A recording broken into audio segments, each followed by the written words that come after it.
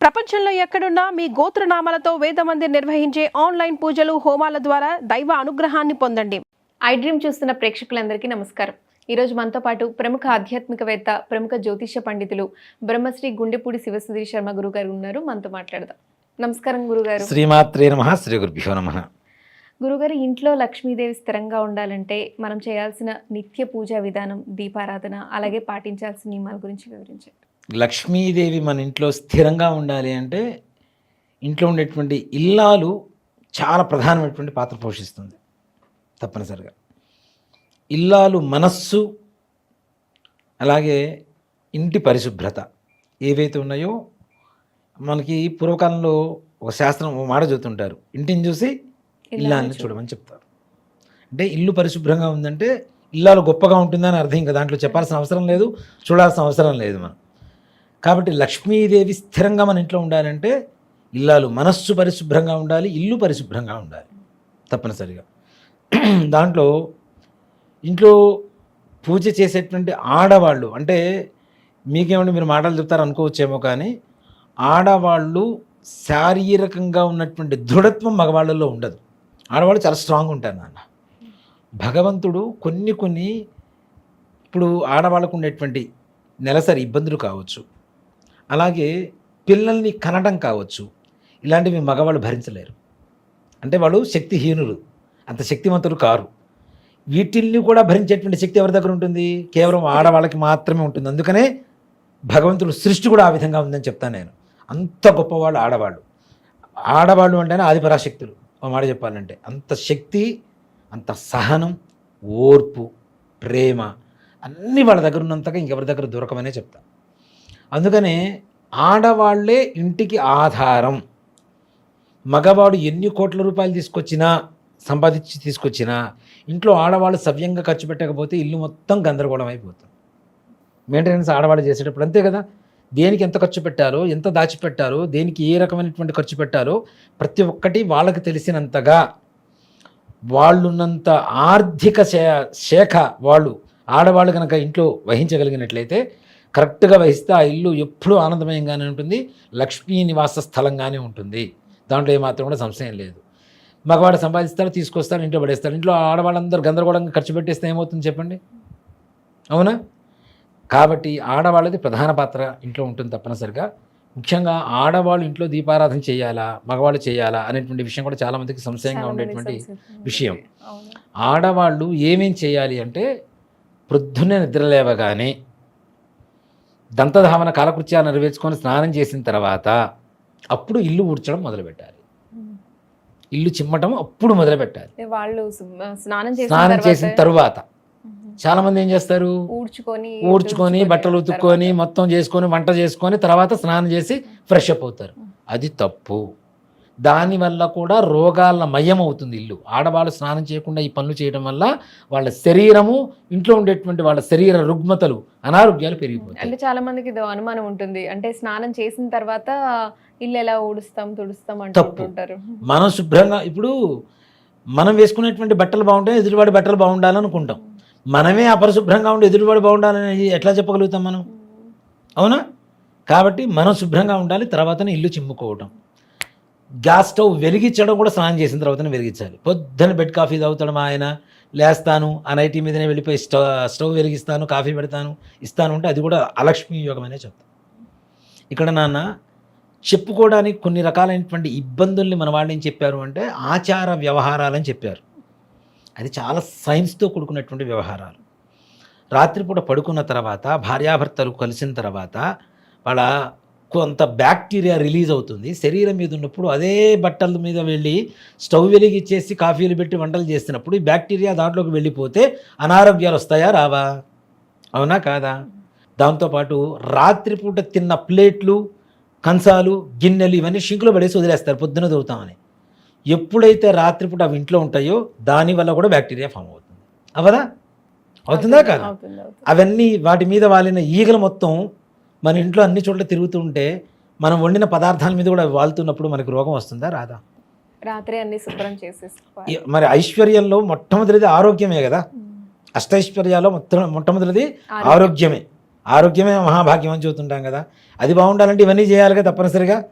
అందుకని తెల్లవారుజామున వీళ్ళు ఎప్పుడు లేవాలి ఇవన్నీ చేయాలంటే ముందుగా తెల్లవారుజామున 4 గంటలకు లేవాలి. ఇప్పుడు 4 గంటలకు లేచేవాళ్ళు ఎవరున్నారు చెప్పండి, ఒక్కడిని చూపించండి. ఉన్నారు. 6 గంటల కంటే ఉంటారు, 5:30 6ంటికి కూడా లేకుండా 8ంటికి లేచేవాళ్ళు కూడా ఉన్నారు నాన్న. అంటే ఇక పిల్లల వల్లనో లేకపోతే బాక్సులు పెట్టాలి, బ్రేక్ఫాస్ట్ చేయాలి, ఈ హడావుడి కోసం లేవడం తప్పితే కోసం లేస్తున్నారు తప్ప. నిజంగా నాకు టాటా మన రతన్ టాటా గారు చెప్పిన మాటలు కొన్ని బాగా నచ్చుతాయి నాన్న. ఆయన చెప్పింది ఏంటంటే ఎప్పుడు నా బెడ్రూమ్లో నేను సూర్యుడిని చూడలేదని చెప్పాడు ఆయన. నా బెడ్రూమ్లో నేను ఎప్పుడు సూర్యుడిని చూడలేదని చెప్పాడు. అంటే సూర్యోదయానికి ముందుగా నిద్రలేస్తాడు. నా బెడ్ మీద ఎప్పుడు నేను సూర్యుని చూడలేదని చెప్పాడు ఆయన. ఒకటే మాట, బెడ్ మీద ఉండగా సూర్యుడిని చూడలేదు అంటే ముందుగానే లేస్తాడనే కదా. సో ఆయన ఎదుగుదలకి ఎంత కారకం అవుతుంది అది, అంతే కదా. మరి వీళ్ళు ఎన్నింటికి లేచారంటే వాళ్ళ ఇంట్లో వాళ్ళు ఎన్నింటికి లేచి ఉంటారు ముందు, అది ఆలోచించాలి కదా తప్పనిసరిగా. సో కాబట్టి ఆడవాళ్ళం ముందు ప్రప్రథమంగా పొద్దున్నే స్నానం చేయడం, తెల్లవారుజామున లేవడం, స్నానం చేయటం, దీపారాధనకు కావలసినటువంటి సామాగ్రి మొత్తం అన్నీ కూడా సర్ది ఉంచడం. ఆడవాళ్ళు దీపారాధన మగవాళ్ళు ఇంట్లో ఉన్నప్పుడు చేయకూడదు, మగవాళ్ళే చెయ్యాలి ఇంట్లో దీపారాధన. మగవాళ్ళు ఇంట్లో లేరు, దేశంలో లేరు, వేరే రాష్ట్రంలో వేరే దేశంలో ఉద్యోగం చేస్తున్నారు, అప్పుడు ఇంట్లో ఆడవాళ్ళు చేయండి. ఆడవాళ్ళు దీపారాధన ఇంట్లో చేయడం అనేటువంటిది మగవాళ్ళు ఉన్నప్పుడు చేయకూడనటువంటి పని. మరి వాళ్ళకి ఎట్లా పుణ్యం వస్తుంది, ఆడవాళ్ళకి పుణ్యం ఎట్లా రావాలి? ఇవన్నీ సమకూరుస్తున్నారు కదా, ఆ పుణ్యమే. మరి అంతేగా, అగ్గిపుల్ల తీసి వెలిగించే పుణ్యం కంటే ఇవన్నీ కూడా సమకూర్చినటువంటి పుణ్యం ఎంత వస్తుంది, అవునా కాదా? కాబట్టి దీనికి ఒక సింపుల్గా ఒక ఇది చెప్తాను మీకు. శ్రీకాళహస్తి పక్కనే ఈశ్వరుడి టెంపుల్ పక్కనే స్వర్ణముఖి నది అని ఒక నది ఉంటుంది, వినే ఉంటారు మీరు. శ్రీకృష్ణదేవరాయలు భార్య దక్షిణ శిఖరం కట్టించింది అక్కడ. ఆవిడ దక్షిణ గాలిగోపురం కట్టించింది. ఈ గాలిగోపురం కట్టించేటప్పుడు ఏం చేసిందంటే ఆవిడ అక్కడ పనిచేసేటువంటి వాళ్ళందరికీ కూడాను సాయంత్రం సమయం అయిపోయిన తర్వాత స్వర్ణముఖి నది దగ్గరికి వెళ్ళి ఇట్లా అంటే ఎవరెంత పని చేస్తే అంత బంగారం చేతికి వచ్చేది. ఇట్లా ఇట్లా దోషుడితో ఇట్లా తీస్తే వీడు 10 రూపాయలు పని చేస్తే 10 రూపాయల దగ్గర బంగారం వచ్చేది, 5 రూపాయలు పని చేస్తే 5 రూపాయల దగ్గర బంగారం వచ్చేది. మేస్త్రి వెళ్ళి ఇట్లా అనేవాడు, వాడికి ఏం వచ్చేది కాదు. దేనికి? వాడు పని చేయకుండా ఊరికి అజమాయిషీనే కదా చేసింది. ఇప్పుడు పని చేసిన వాడికి పుణ్యం వచ్చిందా రాలేదా, డబ్బులు లభించిందా లేదా? అట్లానే ఇంట్లో పనిచేసినటువంటి ఆడవాళ్ళకి గృహమే కదా స్వర్గసీమ అంటాం కదా, ఈ గృహాన్ని స్వర్గసీమలాగా తీర్చిదిద్దినందుకు వచ్చినంత పుణ్యం వీడికి దీపారాధన చేసిన దానికంటే ఎక్కువ వస్తుందని చెప్తాం. దాంతోపాటుగా దీపారాధన ఎలా చేయాలనేటువంటిది కూడా శాస్త్రంలో చెప్పింది నాన్న. సాధ్యం త్రివర్తి సంయుక్తం వన్నినా యోజితం ప్రియం గృహాణ మంగళం దీపం త్రైలోక్యం విరాపహ అని చెప్పి శాస్త్రం చెప్తుంది.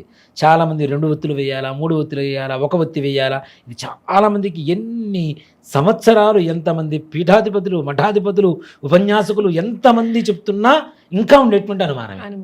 ఇంకా ఇంకా అనుమానంతో కుట్టుమిట్టాడుతున్నాం మనం. ఇంకా మంత్రం చెప్తుంది సాధ్యం త్రివర్తి, త్రీణి అంటే 3 ఒత్తులతో దీపారాధన చేయమని చెప్తుంది. అందులోనూ మనం ఎటు తిరిగి పూజ చేసినా దీపారాధన కుందులు జ్యోతి మాత్రం తూర్పు వైపుకి తిరిగి ఉండాలి. తూర్పు వైపుకి ఆ జ్యోతి వెలుగుతూ ఉండాలి. ఆ వెలుగు ఏదైతే ఉంటుందో ఒత్తి అది తూర్పు వైపుకి తిరిగి ఉండాలి.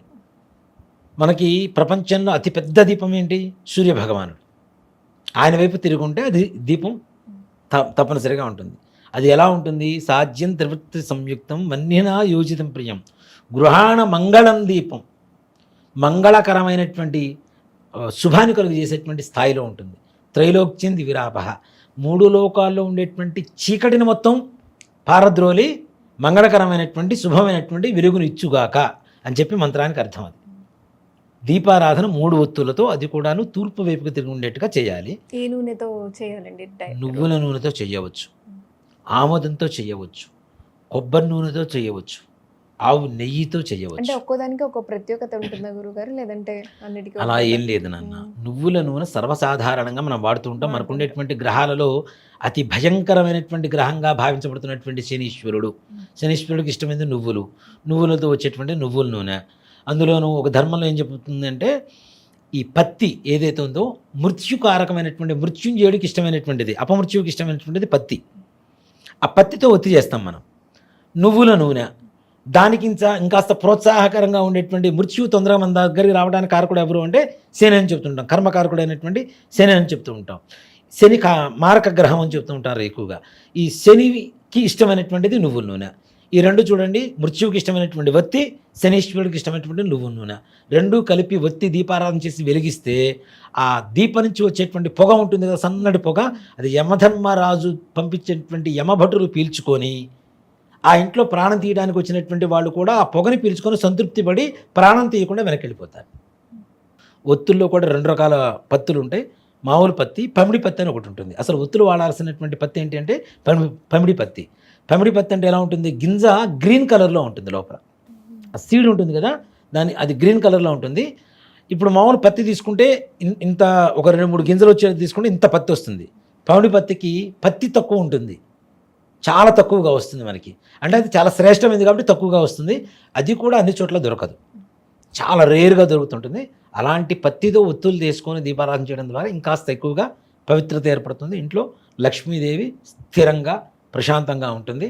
ఆడవాళ్ళు మేము చేయలేకపోతున్నాం దీపారాధన అని అసలు ఆలోచించాల్సిన అవసరం లేదు, ఆవేశపడాల్సిన అవసరం లేదు. ఆడవాళ్ళు కూడా మగవాళ్ళ కంటే ఎప్పుడు నిత్యం వాళ్ళు చేసేటువంటి ప్రతి పనిలో లక్ష్మీదేవి నిమిడీకృతమై ఉంటుంది. కాబట్టి దీపారాధనకి మొత్తం సంసిద్ధం చేయడం అనేది ఒకటి. అన్నం వండగానే ఇంట్లో గ్యాస్ స్టవ్ ఉంటుంది కదా నాన్న, వెలిగిస్తారు. ఇప్పుడు పొయ్యిలు కుంపట్లు లేవు, గ్యాస్ స్టవే ఉంటుంది, వెలిగిస్తారు. వెలిగించిన తర్వాత అన్నం వండిన తర్వాత ఆ గిన్నె కిందకి దింపేసి, అది కూడా మళ్ళీ ఇంకోటి కూడా గమనించండి, కుడి చేతి వైపు గిన్నె పెట్టకూడదు, ఎడం చేతి వైపునే గిన్నె పెట్టాలి. దింపిన తర్వాత కూడా చాలామంది కుడి చేతి వైపు పెడుతుంటారు. కుడి చేతి వైపు ఎప్పుడు పెట్టకూడదు, ఎడం చేతి వైపు పెట్టేసి దాని మీద కొద్దిగా నెయ్యి వేసి ఒక 4 మెతుకులు తీసుకొని స్టవ్ వెలుగుతుండగానే ఆర్పకుండా దాని మీద వేయండి. దాని మించిన మహాయజ్ఞం ఇంక ప్రపంచం ఇంకోటి లేదు.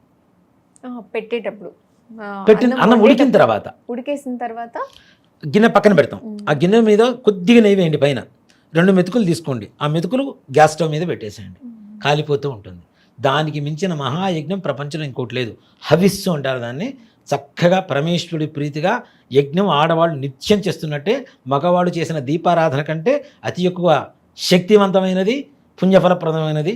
దానివల్ల ఎక్కువ ఫలితం కూడా వస్తుంది. ఇంట్లో లక్ష్మీదేవికి, అన్నపూర్ణకి ఎప్పుడూ లోటు లేకుండా ఇంట్లో లక్ష్మీదేవి స్థిరంగా ఇంట్లో తిష్ట వేసుకొని కూర్చొని ఉంటుంది. లక్ష్మీదేవి స్థిరంగా ఉండాలంటే మనం పాటించాల్సిన నియమాలు, అలాగే పూజించాల్సిన విధానం గురించి పూర్తిగా వివరించారు. ధన్యవాదాలు గురుగారు. శ్రీమాత్రే నమః. శ్రీ గురుభ్యో నమః.